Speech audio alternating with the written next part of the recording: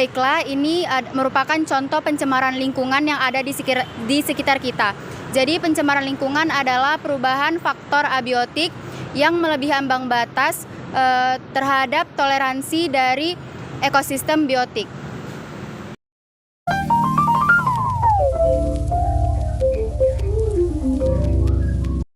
Baik, berikut ini adalah contoh dari pencemaran air, yang dimana pencemaran air adalah menurunnya kualitas air yang disebabkan oleh masuknya benda asing yang berupa zat, unsur, dan energi yang lainnya.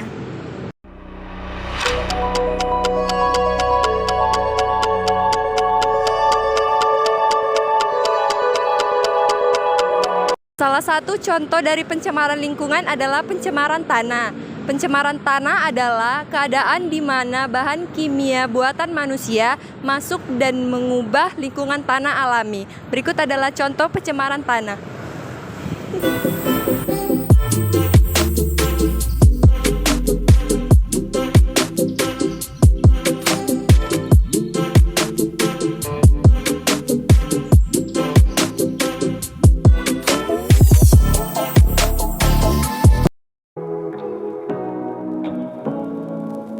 Baiklah, di sini kami akan menjelaskan faktor-faktor yang terjadi di dalam pencemaran tanah itu sendiri. Nah, teman-teman bisa dapat saksikan salah satu dari penyebab dari faktor pencemaran tanah, yaitu banyaknya pedagang kaki lima yang berjualan di pinggir jalan. Ini merupakan salah satu contoh dari pencemaran tanah, di mana kurangnya kesadaran masyarakat sekitar untuk membuang sampah pada tempatnya. Nah, selain itu juga kurangnya lahan untuk membuang sampah pada tempatnya ataupun tempat pembuangan akhirnya. Lalu ada juga faktor penyebab lainnya. Salah satunya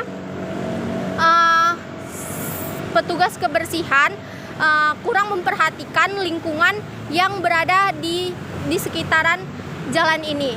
Mengapa? Mungkin untuk pembuangan ke tempat akhirnya itu dilakukan seminggu sekali ataupun tidak sering dilakukan pengecekan, sehingga sampah tersebut menjadi menumpuk. Berikut contoh pedagang kaki lima yang berjualan di pinggir jalan yang menyebabkan pencemaran tanah.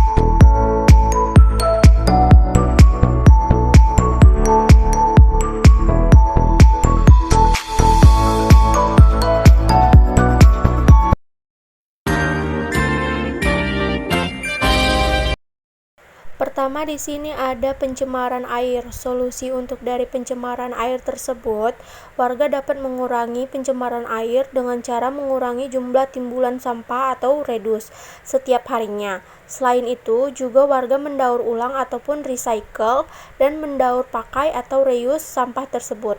Nah, teknologi yang dapat kita gunakan untuk mengatasi pencemaran air yang diakibatkan oleh sampah tersebut antara lain dengan membangun fasilitas pengolahan sampah, termasuk air limbah yang ramah lingkungan serta dioperasikan dan dipelihara dengan baik.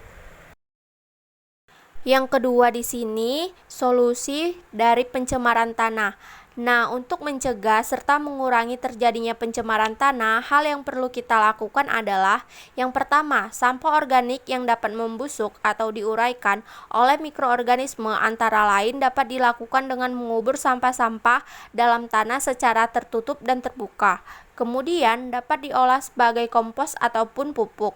Untuk mengurangi terciumnya bau busuk dari gas-gas yang timbul pada proses pembusukan, maka penguburan sampah dilakukan secara berlapis-lapis dengan tanah.